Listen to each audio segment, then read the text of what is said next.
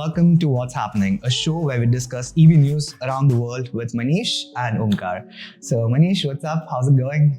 What's happening? Number 4. Not bad. Yeah. We've done 4 episodes by now, and this has just become a very enjoyable stuff that we do every month. But the industry is moving so fast that we think that it's just not enough. We want to do it every other week as well. Especially this past month. I feel that there was so much happening. Yeah. So I know we talked about having these episodes under 15 minutes, but this may go a little bit longer, but let's see. I think we're just going to go with it. Let's see if, whatever comes out of it. So let's start with our homegrown company, Ather. So Ather announced Rizta, their long-awaited scooter. So Ather has been the company who was always the pioneer of innovation. But these guys started the companies when they were in their early 20s, late 20s, and they were preparing scooters that were meant for them. They wanted something that was fast, that was nimble, agile, essentially that, that make scooters cool, essentially. But as they grew up, it's been 11 years for their journey, and now most of these employees have kids, wife, and all of that stuff, and they are not able to go on the same 450X. So with Rizta, their entire ideology was, we want to build a scooter for our family now. It's the journey from the young kids to the family has happened, and Rizta is now the family scooter. It's very interesting. The design is kind of good. I would say it's not maybe, not as flashy as how the 450X was, but essentially it has a lot of utility built into it. It has the biggest the seat size, almost bigger than the Ola S1 Pro as well. Larger boot space, a lot of cool stuff built into it. But did you see the scooter? So, I had seen it on my newsfeed. It popped up. I looked at it. I didn't really pay attention. And then you kind of mentioned it again. So then I kind of looked at it. But it does look unique. It looks quite, like you said, it's got a very large seat, which is the reason why they call it a family scooter. In fact, I even asked you, why do they call it a family scooter? And you mentioned because it's got a very long seat. But I think more interesting, you said that they've also now got the new Ather helmets that do wireless charging, so you can stick them in the boot. You can lift it up, and both helmets actually fit. So it's quite nice. So the thing with Rizta essentially is they did a lot of cool stuff, and especially with the price point as well that they're launching it at. So this is built on the 450 platform itself. So we got the same battery pack, same motor. It is a new chassis, which essentially extends what the 450X already had. But the price point of 1,09,000, they just killed it. I think when it comes along with the FAME sort of scheme, you would expect price even lower than this. And it's a really good entry point for a lot of people who are still hesitant to buy scooters. But Ather was never the practical company, right? The practicality is maybe new for them, but essentially their idea was always innovation mixed with practicality. Performance. And with performance. So with the Rizta, all of the safety features like auto hold and the motor cutoff when the bike is falling down, all of the things come as standard, but they also introduce skid control. Skid control essentially is similar to what a traction control is. This particular feature is usually found on higher capacity bikes. So let's say if it's a 400cc bike or 300cc bike, you need this feature a lot if you're an off-roader or if you are somebody who rides on track. It's a lot of performance. But on an Indian context, when the roads get wet during monsoons, a lot of people just essentially skid off. And then they have introduced this without adding an additional component. Usually this is done with 5-axis IMU on bikes, but they have added that with a smart algorithm to their motors. So a lot of small bits of innovation are still there. And when you combine all of this with the new Ather Halo, it's very interesting. Just the tech part of stuff that just announced with the new, with Rizta, with the Ather Stack 6, and with the Ather Halo, it's pretty interesting. Like you said, I think this is just, the progression of Ather, kind of line extension, getting into new markets and going after, like you said, a lot of the Ather products are sold into tier 2, tier 3, and I can really see this really kind of going in there, because for a lot of people in tier 2, tier 3 are probably not looking at the performance aspects of the previous Ather bikes, the scooters, and now it's sort of more family oriented, and it makes sense. Yeah, totally. You don't want to sort of see the picture, but you will definitely find 4 people on that scooter. Unfortunately. All right. So then moving on from Ather, we have another very big news coming from India. MG finally announced their JSW partnership. So let's dig at it. Yeah, so that was, they announced it a couple months ago. I think it was more like an MOU, but they actually had their launch event about 2-3 weeks ago at NSCI Dome in Worley. And so they kind of talked about, JSW partnering with MG Motors, Mars Garages. And so now the new entity will be, I think, MG/JSW India. And JSW will have a 35% stake in that. And then they've got a couple others, another 16% of Indian investors. So it's going to take the ownership up to about 51% of Indian ownership, and I think part of that includes private equity. Everstone is in there, but more importantly, that's more on the financial stuff. But they talked of some of the products that are going to come out. So one of them is a Cyberster, which is their two-door halo car, is what I'm calling it, because it's got the scissor doors, or also known as Lamborghini doors. So very cool. And of course, with the new policy we're going to talk about, this car may come in at a very reasonable price. Very reasonable. So they talked about the MG4, the MG5, the entire product portfolio is going to come to India over the next, they say, 18 months. And then back to the financials real quick. They did mention they're going to probably invest close to $5 billion by 2030, and that's about 40,000 crores. So this is no joke. They're all in, and they're all in on EVs, and I think it's a great partnership both for JSW and for MG. Yeah, I mean, we've been hearing about this partnership happening for more than a year. I mean, every couple of months there used to be some articles popping out of everywhere that JSW is gonna, do like a partner with MG or acquire MG or something like that. Was always the case. But what was interesting was the Cyberster. I think the Indian market was missing that sedan, that the very cool looking sedan in the EV space.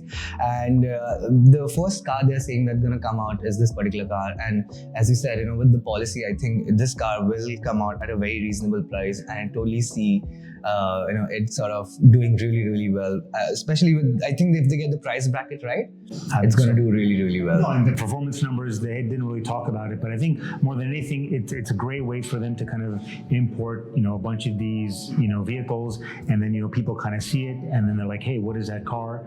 And so, like I said, it definitely is the halo car for the brand, and, when we talk about the policy later on, it really makes sense, where they can import, a bunch of these cars. Yeah. And I think it's a very interesting play for JSW as well. I think they are really looking at expanding now in the mobility market. There have been multiple news about them now setting up their own battery line as well. They want to manufacture cells, assemble their own battery packs, and doing a lot of cool stuff related to the charging infrastructure side as well.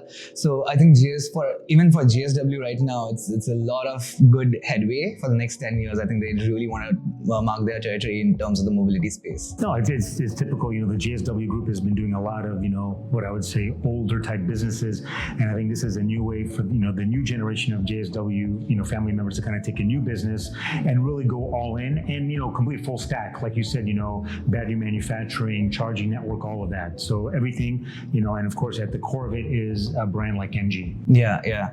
But so speaking of the Cyberster, I think the next sedan that we can really talk about coming out of China was the Xiaomi SU7.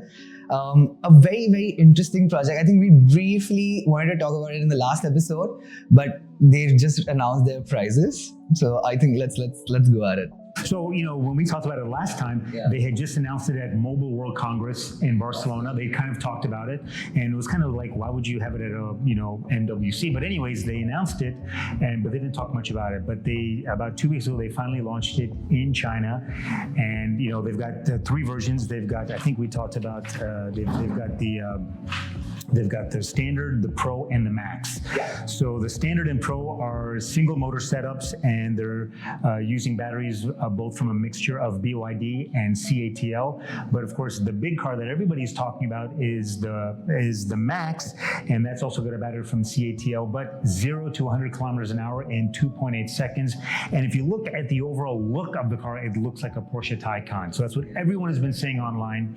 And the first 3-4 reviewers that got into the car, when they get into it, they're just stunned at the fit finish and just how it looks and how amazing it is. And the price point, that's what everyone is raving about. So the Max, the top spec, comes in at $40,000, which is around what? Yeah, 34, 35 bucks. Yeah. So funny thing is that also kind of ties in. I had mentioned to you, the U.S.